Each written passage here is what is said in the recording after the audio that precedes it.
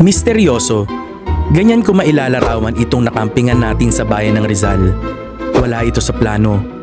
May mga bagay na mahirap ipaliwanag at para tayong nasa mundo ng pantasya. Sa likod ng magandang tanawing meron dito ay may nadiskubre pa tayo. Ano yun, pre? Kita mo? Butang Samahan niyo akong tuklasin ng lugar na ito at may iiwan ako sa inyong isang katanungan. Kakayanin mo kayang mag-camping dito pag nalaman mo ang kabuuan ng meron sa campsite na to? Sagutin mo sa comments sa oras na matapos mo ang buong video. At syempre, may bonus pa akong ibabahagi na bagong atraksyon sa bayan na to na unti-unti na ngayong kinikilala ng mga turista. Dito nyo lang yan malalaman, kaya wag na natin patagalin pa, simulan na natin ang kwento.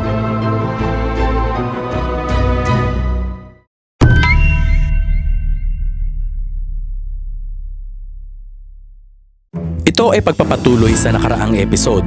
At para masulit ang biyahe pa uwi, ay napagpasyahan namin na mag-camping uli sa Nueva Ecija naman. Kagaya ng sa Baler ng nakaraan, ito ay walk-in camping lang din. Dito sa bayan ng Rizal natin nahanap ang ating tutuluyan. So papasok na tayo dito sa... Hindi ko alam kung anong barangay ito eh. Basta dito lang to sa may Rizal, Nueva Ecija. Ito problema, ano na eh, alas 5 na ng hapon eh. 5:10 tuloy. 5:10 yata o 5:05. Rancho Paraiso. Uy, ano kaya to? Rancho Paraiso. Campsite kaya to? May mga dinosaur oh. May mga dinosaur. Rancho Paraiso Nature Park. Park siya. Ayos ah. Sana okay dito sa kakampingan natin, guys. Sana papasukin tayo kasi kung hindi tayo pagkakampingin, uuwi na tayo dahil wala na tayong mapupuntahan gabi na. Sana tayo ay papasukin. Destination is on the left. Ito na yun, no? Tara, pasukin na natin. Pasok tayo, guys.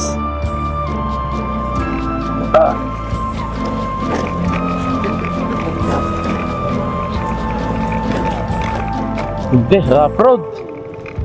Pero dito lang naman yan.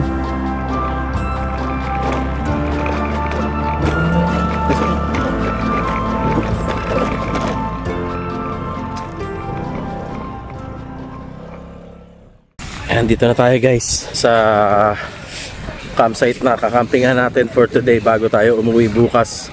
And ang maganda is pwede pala nakapag walk-in kami. Kaya at least hindi na kami mangangamba. Meron na tayong tutulayan for tonight. Ay, okay naman dito. Ay, magse-set up na lang tayo. Hapon na rin tayo nakarating dito sa campsite.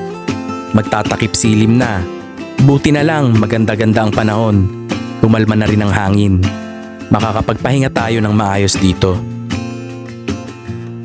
Nakapag-set up na tayo. Katabi pa rin natin si Russell.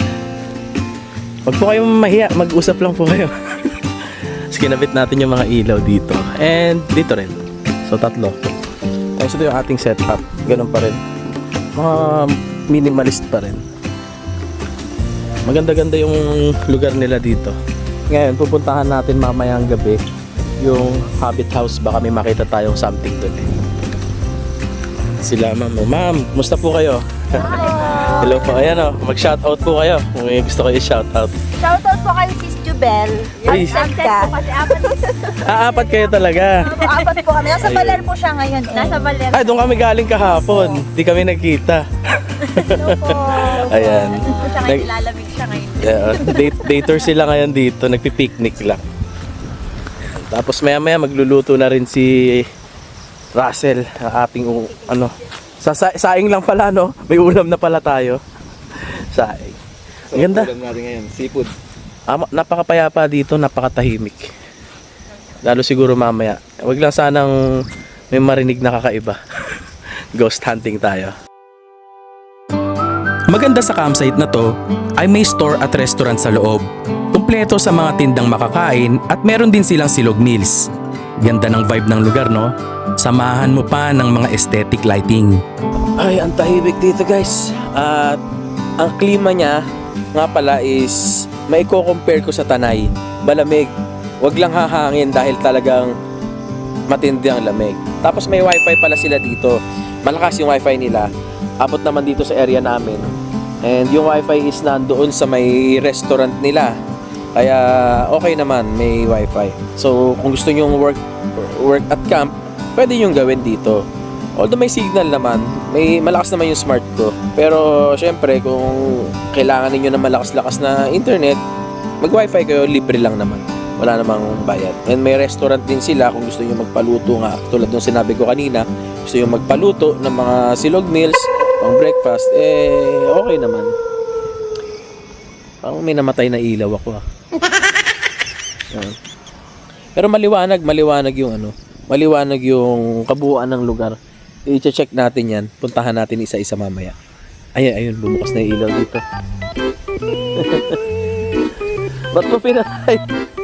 May ilaw din sila. Liwanag. Although may dala din naman akong ilaw.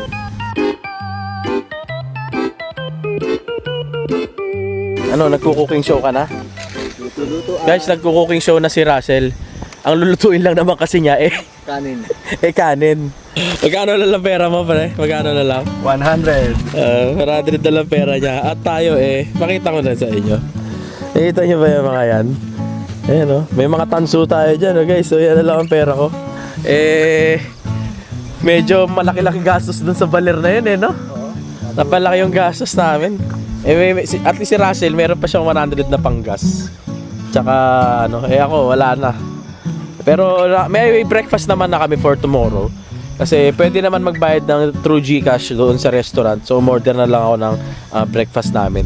Para at least bukas bago kami umalis may energy tayo. Dahil ito pa isa sa aabangan ninyo. Side trip. Meron tayong magandang pupuntahan dito sa Rizal, Nueva Ecija. Dahil alam ko yung iba hindi pa alam itong lugar na ito. Para makita nyo na rin. So bukod sa gagawin natin mamaya na pag-tour ngayong gabi, yung side trip natin sa huli ng video, yun ang abangan ninyo. Guys, meron akong papakita sa inyo. Ito siya. Ito yung kanilang lababo. Ito, pakita ko sa inyo. Dito kayo pwede maghugas ng mga anik-anik nyo kung gusto nyo mag-prepare. Actually, pwede ka rin magluto dito pre. Dito, pwede rin kayong dito nyo ilagay yung lulutuin ninyo kung gusto ninyo. Tapos ito, meron silang sink. Ayan malakas naman yung tubig kung makikita ninyo. Malakas naman yung tubig dito. Pwede nyo gamitin to. May mga upuan din. Ayan may mga pwedeng gamitin na upuan. Actually, pwede nga hiramin to Gamitin natin dun Kaso, may upuan naman tayo. Camper And, may mga saksakan din kung gusto nyo mag-charge dito ng mga gamit ninyo. Ito, nandito rin yung mga switch ng mga ilaw. At eto pa, kung gusto niyo, kung halimbawa na solo nyo itong campsite, dito kayo mag-dine, Meron silang tables and chairs. Diba? Pwede nyo gamitin. Parang ito yung pinaka lounge area. Halimbawa, meeting ang gagawin niyo, camping meeting, kasama yung mga office mates or whatsoever else, diba? Pwede ninyong gamitin ito. Tapos ito, lunch area nga. Meron din silang table dito. Gusto nyo mag-fellowship, pwede dito. At meron silang lalalala. Duyan. Po tayo, try natin. Lalalala. Lalalala. Ganda dito. So electric fan din sila. Ayan, electric fan. Kailangan. Ang ganda, hindi kailangan. Ang lamig, sobra. Ganda ng mga lightings nila dito. Ikutin pa natin yan mamaya. Papakita ko sa inyo habang madilim. And ang kagandahan pala dito guys is secured kayo dahil may mga CCTV na gamit dito. So kung security lang din ang pag-uusapan, talagang safe kayo dito. Tsaka gated yung lugar. Kumbaga sinasara nila yung pinaka-gate nila para pagkagabi na. And nga pala yung kanilang store and restaurant is nagsasara ng 8 PM. Isa pa pala sa papakita ko sa inyo, itong lugar na to, napaka-romantic. Parang siguro kung magjowa kayo, bagay na bagay kayo dito. Kaya kung mag-asawa lang kayo at gusto nyo lang na kayo lang dalawa, mag-book kayo dito ng weekday, siguro wala tao yun. Ito, papakita ko sa inyo. Oh, di ba? Pwede kayong tumambay dito under the tree. Merong ano dito, merong upuan, bangko na pwede nyong gamitin. Kung gusto nyo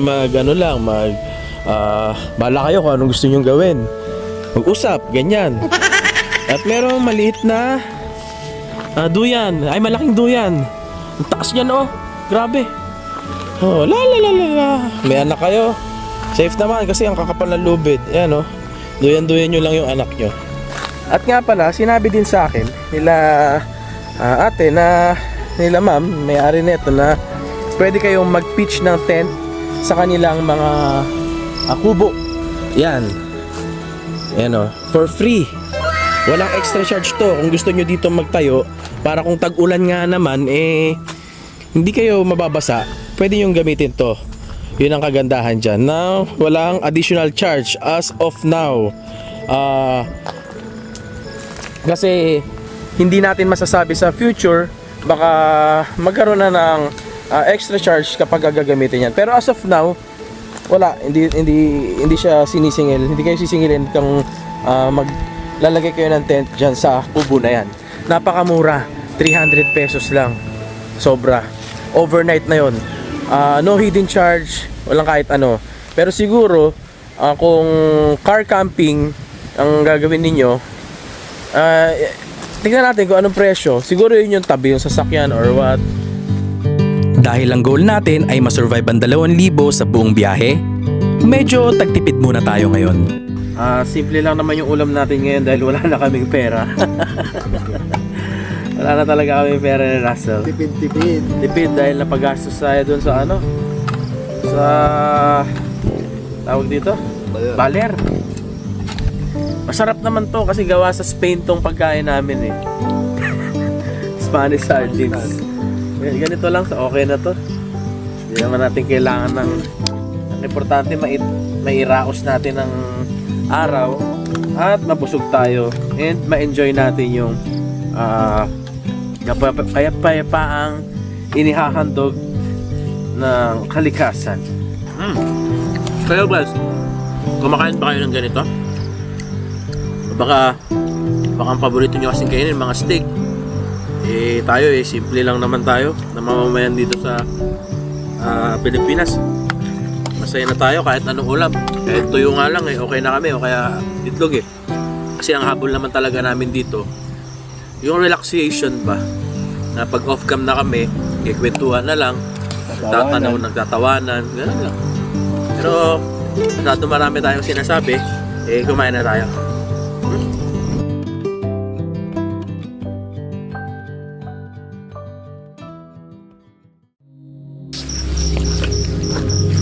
So baba tayo ngayon dito sa baba guys.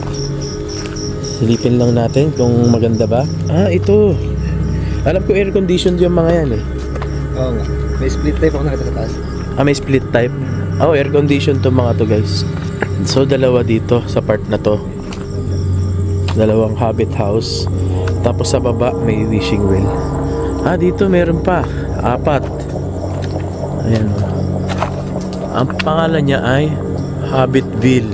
Ayan, okay, so ang creepy niya sa gabi, no? Ayan, Hobbit house. Ano yun, pre? Kita mo? Butang ina. Matatakotin ka naman. Joke lang yan. Joke lang yan. Ayan. Ganda ng area. Ito, romantic din, Gusto niya dito.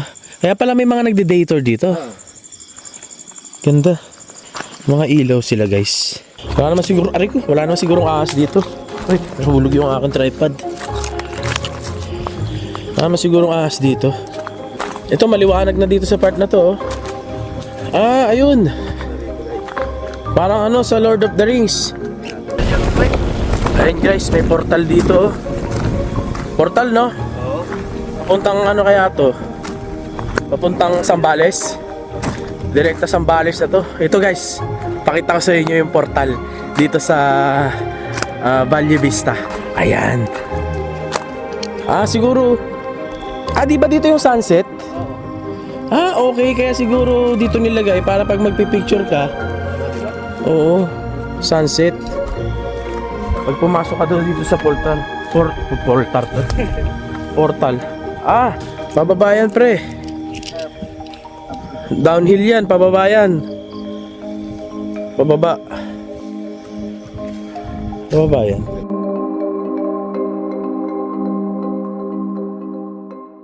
Dito yung ano nila, restroom nila, malapit sa playground ng mga bata. Ito playground ng mga bata. So, ayan yung kanilang restroom. Try natin na i-check. So meron dalawang toilet. Ito So merong toilet. Then ito, hindi ko alam po. Toilet din naman to. Tignan natin. Ilaw. Ayan, buksan natin. Okay. Pero dito, may bidet ba? Wala. Ano siya? Tabo timba. Testingin muna natin kung okay ba itong kanilang CR.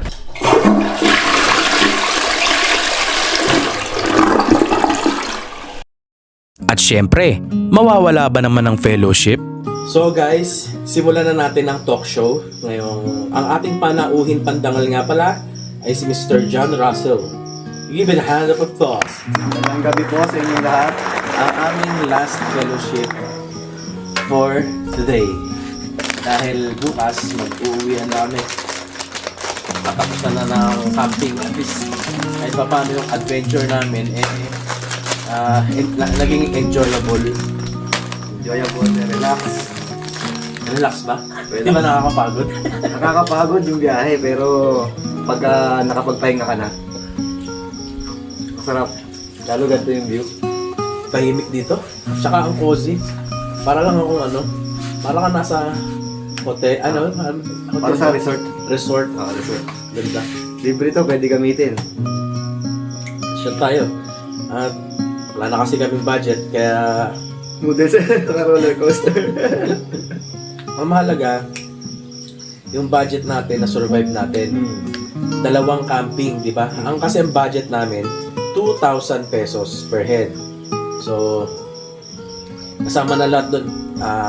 Tent pitching, Gas. gasolina, Pagkain pagkain. ng gas. Oo. Lalo dito sa north. Imagine, nakadalawang campsite kami sa halagang 2,000. Parang lumalabas na 1,000 per campsite. Pero dito kasi parang magkano na lang natira, di ba? Natapunan pa tayo ng ulam nun dahil Kinain ng aso't pusa. Oo. So, nakatipid kami. Di ba? Kaya. Kami. Kaya naman, kaya. Kaya ng 1,000 north. Yan. So, kaya ako sinasabi to kasi dahil yung iba sinasabi na hindi namin magawa dahil kulang nga sa pera, Hindi totoo yun kasi sa budget. katulad ko, di ba? Bago lang ako nag-start nagka-camping. Noong una, hilig ko lang, di ba? Oo.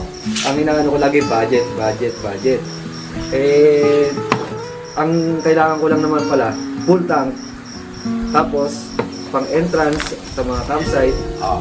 Tsaka yung mga gamit na meron naman ako. Oo. Tapos, butane.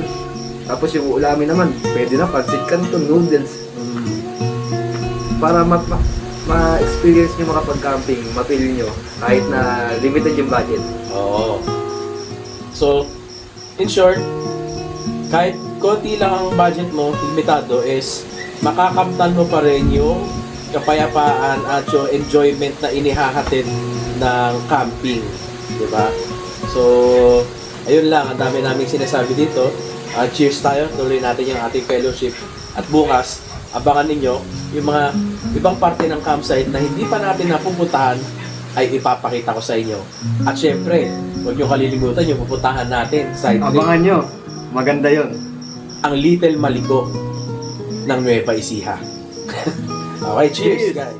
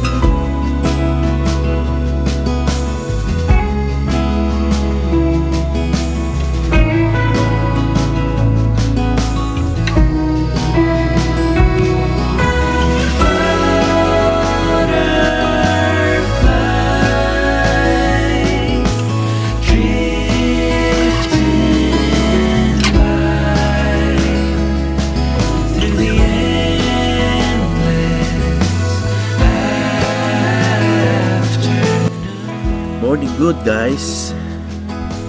Terrible ang lamig dito ngayon. Kagabi pa actually. Actually kahapon pa. Isang araw pa sa Baler. Agad dito dala yung lamig sa ano, dito sa Nueva Ecija. Sinipon lang ako, tapos barado yung ilong ko. Tapos inaatake pa tayo ng allergic rhinitis. Ito na naman. Waro na naman yung hangin. Eh akala ko summer na. Pero ito na naman. Tumira na naman yung ano, hanging amihan. Anyway, mas okay naman. Di hamak kesa tag-init. Nandito tayo ngayon guys sa baba. At nandito pala yung kanilang kawa bath. Ito guide. Nakasara lang. No admittance. Kawa bath. Tapos ito yung itsura sa umaga ng kanilang mga habit house. Kaso nakasara eh. Gusto ko sana silipin eh. Tsaka hindi mo makikita yung loob kasi may screen. Tsaka may kurtina. Papo. Baka mamaya may sumagot eh, no? Dali tayo. Ito, meron pang isa. Ito eh, Patty ang pangalan. Ito kay Sam. Pero parang mas bet ko yun. Kasi gawa talaga sa bato. Ito parang fully furnished yung pagkasemento niya eh. Hindi ko alam kung ano itsura sa loob nito eh. Ito, yung pagka-modern, stylish. Nakaka-habit. Tapos may mga parang chimney sila doon. Para saan kaya yun? At ito rin, gawa sa bato. Tapos may mga, hindi naman to artificial grass eh. Imagine pagka kayo lang ano, family, ang cute ng dating niya. Hindi siya kakaraniwan kagaya sa ibang mga tawag dito, ibang mga stay-in or mga hotels, di ba? Parang may pagka-fantasy yung dating. Tapos ito parang wooden style, oh. Ganda. Parang yung karaniwan na ano sa ibang bansa na semento sa baba, tapos yung bandang upper is kahoy, hanep. Ano naman to? Pippin. Ito kay Frodo. Ayun si Frodo. Ayun guys, oh. Ganda rin. Tignan natin yung kanilang balon. May balon dito eh. Wishing well kaya to? Nakakahiwaga yung dating eh. Pero ang ganda ng pagkakagawa nyo. Aesthetically fantastic. Check natin yung baba. Ay! Wala pala. Balon-balunan lang. Ginawa lang talaga nila. Pero wala naman something. Sarap mag-ikot dito. Parang ano? Parang chill lang. Parang nasa nature na fantasy world ang dating. Ganda. Ito yung ibabaw ng ano guys, ng habit house. Grabe, lupa talaga siya. Ayun yung mga chimney oh. Ito yung ibabaw ng habit house. Ginawa talaga siyang lupa. Ang galing, pinatong yung lupa sa ibabaw. So hindi mo na makakalata na merong ano sa ilalim, bahay. Ay, ang daming baka. Oh, ayun oh. Ang daming baka dun sa part na yun oh. Anyway, tara, check natin yung ganda ng lugar. Ay, mayroon pang daanan dito. Ayun oh, tambayan din oh. Ay, saktong-sakto sa sunrise oh. Saan kayo naka ano? Oh, ang lawak dito ah. Ang ganda naman dito. Open area to oh. Para maganda mag-fish dito ng tent guys. Ang ganda. Ang ganda dito. Ang ganda dito. Solo-solo mo yung buong area kung dito ka mag-pitch. Pwede naman, malayo ka nga lang sa CR. Ay, ang ganda. Tapos may lamesa pa dito, tsaka upuan. Ayun oh, ayun guys, oh, tignan natin. Parang another view deck. Or pwede ka mag-picture-picture dito. And ang background mo ay ito. Ayan oh. Okay. Parang ano lang siya, pang picture-picture lang. Maaga-aga tayong babiyahe ngayon dahil na rin sa malayo-layo ang ating uuwian. Kaya nag-agahan lang kami saglit at pagkatapos, banat na agad sa side trip. Let's go! Another adventure! Bye-bye! Thank you! Action na tayo! Ang ating destinasyon ay malapit lang dito, sa may Barangay Canaan West or Canaan West sabi nila. Nandito ang kanilang pinagmamalaking rolling hills na unti-unti na rin ngayong sumisikat na pasyalan ng mga turista. The Promised Land. Nandito tayo guys. Barangay Canaan West. The Promised Land. Nature spot. Let's go! Isa, environmental fee. Ano pa? Ayun, dito naman. 20. Kaya lang po sa umaga. Buti na lang, barya na lang ang natitira din. Si boss talaga. Inakala sa Dika siguro. Sa loob sa Dika. Sir. Sir, thank you po ah. Eh po, sir, nga. Ayan, let's go! Welcome! Dito! Rizal! Nueva Ecija! Uy, grabe! Nandito na kami sa disyerto! Ang ganda! Ang sarap sa mata! Ang sarap sa mata! Ang ganda!